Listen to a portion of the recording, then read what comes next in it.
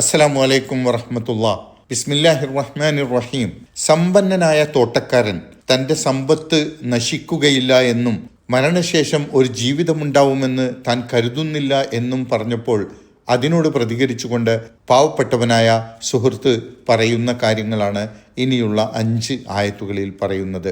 അതിൽ 2 ആയത്തുകളാണ് ഇന്ന് പഠിക്കുന്നത്. 37, 38 ആയത്തുകൾ.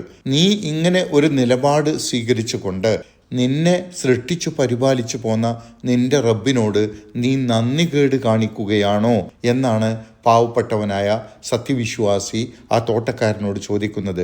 എന്നാൽ എൻ്റെ റബ്ബ് ഏകനായ അള്ളാഹുവാണ്, അവനോടൊപ്പം ഞാൻ ആരെയും പങ്കു ചേർക്കുകയില്ല എന്നും ആ പാവപ്പെട്ടവനായ സത്യവിശ്വാസിയായ സുഹൃത്ത് തോട്ടക്കാരനെ ഉത്ബോധിപ്പിക്കുന്നതാണ് ഈ 2 ആയത്തുകളിൽ പറയുന്നത്. ഖാല ലഹു സാഹിബുഹു, അയാളോട് അയാളുടെ ചങ്ങാതി പറഞ്ഞു, പണക്കാരനോട് പാവപ്പെട്ടവൻ പറഞ്ഞു.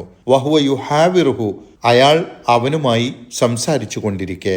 തോട്ടത്തിലെ വിഭവങ്ങളും വരുമാനങ്ങളും എന്നെന്നും നിലക്കാതെ നിലനിൽക്കുമെന്നും പരലോകം ഉണ്ടാവുമെന്ന് കരുതുന്നില്ലെന്നും പണക്കാരൻ പറഞ്ഞ സന്ദർഭത്തിലാണ് പാവപ്പെട്ട സുഹൃത്ത് അയാളോട് പറയുന്നത്, അകഫർത ബില്ലദി ഖലഖക മിൻ തുറാബിൻ, നിന്നെ മണ്ണിൽ നിന്ന് സൃഷ്ടിച്ചവനെ നീ നിഷേധിക്കുന്നുവോ?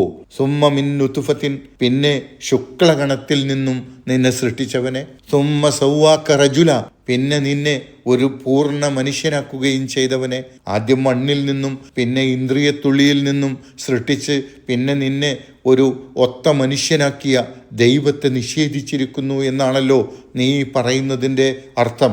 മണ്ണിൽ നിന്ന് സൃഷ്ടിക്കപ്പെട്ട ആദമാണ് ഞാനും നീയും അടങ്ങുന്ന മനുഷ്യകുലത്തിൻ്റെ അസ്ല്. പിന്നീട് ഇന്ദ്രിയത്തുള്ളിയിൽ നിന്ന് സൃഷ്ടിക്കപ്പെട്ടവരാണ് ഓരോ മനുഷ്യരും. അങ്ങനെ തികച്ചും ദുർബലനായി സൃഷ്ടിക്കപ്പെട്ട മനുഷ്യൻ വളർന്നു വലുതായി ഒരു പൂർണ്ണ മനുഷ്യനാവുന്നത് അള്ളാഹുവിൻ്റെ സൃഷ്ടിപ്പിൻ്റെയും പരിപാലനത്തിൻ്റെയും ഫലമായി കൊണ്ടാണ്. എന്നിട്ടും മനുഷ്യൻ തൻ്റെ ദുർബലാവസ്ഥയെക്കുറിച്ചും അള്ളാഹു മനുഷ്യനെ വിവിധ ഘട്ടങ്ങളിലായി സൃഷ്ടിച്ച് വളർത്തിയതിനെക്കുറിച്ചും മനസ്സിലാക്കാതെ ഭൗതിക നേട്ടങ്ങളിൽ അഹങ്കരിക്കുന്നു. സൃഷ്ടാവായ ദൈവത്തെ നിഷേധിക്കാൻ നിനക്കെങ്ങനെ ധൈര്യം വരുന്നു എന്നാണ് അകഫർത, നീ നിഷേധിച്ചുവെന്നോ എന്ന് അത്ഭുതത്തിൻ്റെ ശൈലിയിൽ പാവപ്പെട്ടവൻ തോട്ടക്കാരനോട് ചോദിക്കുന്നത്. പാവപ്പെട്ടവനായ ഈ സത്യവിശ്വാസി തൻ്റെ സംഭാഷണത്തിലൂടെ ഇസ്ലാമിക വിശ്വാസത്തിൻ്റെ അടിസ്ഥാനങ്ങൾ അയാൾക്ക് പറഞ്ഞു കൊടുക്കുകയാണ്. നീ സമ്പത്തിൽ വഞ്ചിതനായി അഹങ്കാരിയും മരണവിചാരമില്ലാത്തവനും പരലോക നിഷേധിയുമായത് നിന്നെ സൃഷ്ടിച്ചു പരിപാലിച്ചു പോരുന്ന ശക്തിയെ നിഷേധിച്ച് തള്ളുന്ന നിലപാടാണ്. എന്നാൽ ഞാൻ ഇവിടെ വന്നിട്ടുള്ള ലാക്കിന്ന എന്ന ഈ പദം ഖുർആനിൽ അപൂർവമായി വന്ന വാക്കുകളിൽപ്പെട്ടതാണ്. ലാക്കിന്ന എന്ന് മറ്റ് 3 സന്ദർഭങ്ങളിൽ ഖുർആനിൽ വന്നിട്ടുണ്ടെങ്കിലും അതൊന്നും ഈ അർത്ഥത്തിലല്ല. ലാക്കിൻ എന്നതിൻ്റെ കൂടെ അന എന്ന് ചേർന്ന് വന്നപ്പോഴാണ് ലാക്കിന്ന എന്ന പദം വന്നത്. ലാക്കിൻ എന്നതിൻ്റെ അർത്ഥം പക്ഷേ, എന്നാൽ എന്നൊക്കെയാണ്. അന എന്നാൽ ഞാൻ എന്നാണ് അർത്ഥം. ഈ ലാക്കിനും അനയും ചേർന്നപ്പോൾ അനയിലെ അലിഫ് കളയപ്പെടുകയും ലാക്കിനിലെ നൂനും അനയിലെ നൂനും ചേർന്ന് കട്ടിയുള്ള നൂനായി ലാക്കിന്ന എന്നായി മാറുകയും ചെയ്തു. ഇവിടെ പാരായണത്തിലും വ്യത്യാസമുണ്ട്. അതുകൊണ്ടാണ് ലാക്കിന്ന എന്നതിൻ്റെ അവസാനത്തിലുള്ള അലിഫിന് മുകളിൽ ഒരു ദീർഘാകൃതിയിലുള്ള സുക്കൂൻ രേഖപ്പെടുത്തിയതായി ഖുർആനിൽ കാണുന്നത്. ഇങ്ങനെയുള്ള 7 അലിഫുകൾ ഖുർആനിലുണ്ട്. ലാക്കിന്ന എന്ന് പറഞ്ഞ് നിർത്താതെ തുടർന്ന് ഓതുകയാണെങ്കിൽ ലാക്കിന്നയെ നീട്ടുകയില്ല. ലാക്കിന്ന ഹുവല്ലാഹു എന്നാണ് ഓതുക.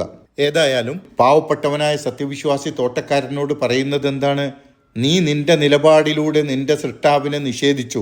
പക്ഷെ ഞാൻ ലാക്കിന്ന ഹുവല്ലാഹു റബ്ബി, അവൻ അള്ളാഹുവാണ്, അവനാണ് എൻ്റെ റബ്ബ്. നീ നിഷേധിച്ച സൃഷ്ടാവും പരിപാലകനുമായ ആ ശക്തിയുണ്ടല്ലോ, ഹുവല്ലാഹു, അവനാകുന്നു അള്ളാഹു, അല്ലെങ്കിൽ അവനാകുന്ന അള്ളാഹുവാണ് റബ്ബി, എൻ്റെ റബ്ബ്. വലാ ഉശ്രികു ബി റബ്ബി അഹദ, ഞാൻ എൻ്റെ രക്ഷിതാവിനൊപ്പം എൻ്റെ റബ്ബിനൊപ്പം ആരെയും പങ്കുചേർക്കില്ല. ഈ വാചകത്തിൽ റബ്ബി, എൻ്റെ റബ്ബ് എന്ന് 2 തവണ പറഞ്ഞുകൊണ്ട് ഒരേ വാചകത്തിൽ തന്നെ ആവർത്തിച്ചു പറഞ്ഞുകൊണ്ട് അയാളുടെ വിശ്വാസപരമായ നിലപാട് ഉറപ്പിച്ചു പറയുകയാണ് എന്നാണ് സൂചിപ്പിക്കുന്നത്. ഇവിടെ ഞാൻ ശിർക്ക് ചെയ്യുകയില്ല, അള്ളാഹുവിൽ പങ്കു ചേർക്കുകയില്ല എന്ന് പാവപ്പെട്ട സത്യവിശ്വാസി പണക്കാരനോട് പറയുമ്പോൾ പണക്കാരൻ്റെ പ്രവൃത്തിയിൽ എവിടെയോ ശിർക്ക് വന്നു എന്ന് വരുന്നുണ്ടല്ലോ. പണക്കാരൻ അള്ളാഹുവാണ് രക്ഷിക്കുക എന്ന വിചാരമില്ലാതെ തൻ്റെ സമ്പത്തും തൻ്റെ കഴിവുമാണ് തന്നെ രക്ഷിക്കുക എന്ന് വിചാരിച്ചുകൊണ്ട് കാറൂനൊക്കെ വിചാരിച്ചതുപോലെ കാറൂൻ വിചാരിച്ചത് അതാണല്ലോ, തൻ്റെ കഴിവ് കൊണ്ടാണ് തനിക്ക് ഈ സമ്പത്തൊക്കെ നേടാൻ കഴിഞ്ഞത്, അതുകൊണ്ട് ഈ സമ്പത്തൊക്കെ തന്നെ രക്ഷിക്കും എന്ന് വിചാരിച്ചുകൊണ്ട് അഹങ്കാരത്തോടുകൂടി കഴിയുമ്പോഴാണ് കാറൂനെയും കാറൂൻ്റെ സമ്പത്തിനെയും അള്ളാഹു ഭൂമിയിലേക്ക് ആഴ്ത്തിക്കളഞ്ഞത്. അങ്ങനെ സ്വന്തം കഴിവിനെയും സമ്പത്തിനെയും അള്ളാഹുവിൻ്റെ സ്ഥാനത്ത് പ്രതിഷ്ഠിച്ചുകൊണ്ട് അവയെ അള്ളാഹുവിനെ പോലെ കരുതി ഷിർക്ക് ചെയ്തു എന്ന നിലക്കാണ് ഇയാൾ ചെയ്യുന്ന തെറ്റുകൾ ഷിർക്കാവുന്നത്. ഈ സന്ദർഭത്തിലാണ് ഒരു വിശ്വാസിയുടെ നിലപാട് ഏതു ഘട്ടത്തിലും സ്ഥിരതയാർന്ന ഏകദൈവ വിശ്വാസത്തിലായിരിക്കണമെന്നും സമ്പൽ സമൃദ്ധിയോ പദവികളോ ഒരു വിശ്വാസിയെ യഥാർത്ഥ വിശ്വാസത്തിൽ നിന്ന് വഴിപിഴപ്പിച്ചു കൂടാൻ പാടില്ലാത്തതാണ് എന്നും പാവപ്പെട്ടവനായ സത്യവിശ്വാസി തോട്ടക്കാരനെ ഉപദേശിക്കുന്നത്. ഇവിടെ പാവപ്പെട്ടവനായ സത്യവിശ്വാസി തോട്ടക്കാരനെ ഏകദൈവ വിശ്വാസത്തിലേക്ക് ക്ഷണിച്ചുകൊണ്ട് പറയുന്ന ബാക്കി കാര്യങ്ങൾ അടുത്ത ക്ലാസ്സിൽ പറയാം ഇൻഷാ അല്ലാഹ്. അല്ലാഹു സുബ്ഹാനഹു വ തആല നമ്മെ അനുഗ്രഹിക്കുമാറാകട്ടെ.